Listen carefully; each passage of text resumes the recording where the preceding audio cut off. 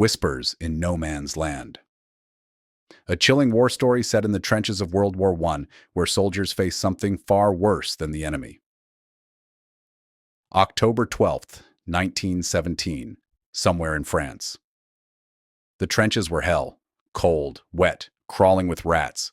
The smell of rot clung to everything. Flesh, wood, even the air. You'd think after months in it I'd be used to it. But there are things no man can ever get used to, like the whispering. It started that night when Dawson was on watch. The rest of us were huddled together trying to sleep, trying to ignore the distant thumps of artillery miles away. The real horror wasn't the war, it was the silence between the shelling. Then Dawson spoke. "Do you hear that?" he asked. I groaned, rolling over in the mud.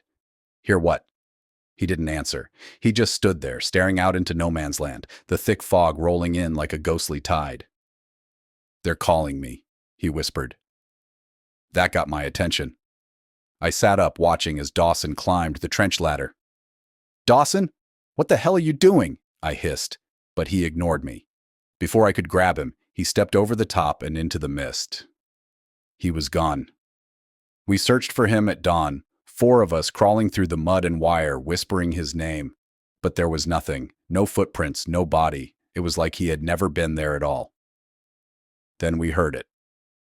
"Help me. Please." It was his voice drifting through the fog.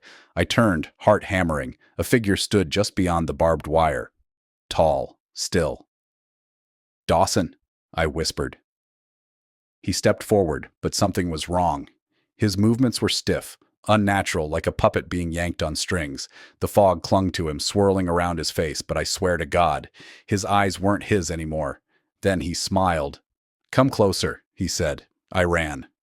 That night I didn't sleep. None of us did. By morning, the fog had cleared. Dawson was back in his cot, staring at the trench wall, his uniform covered in mud. But he wouldn't speak, wouldn't blink.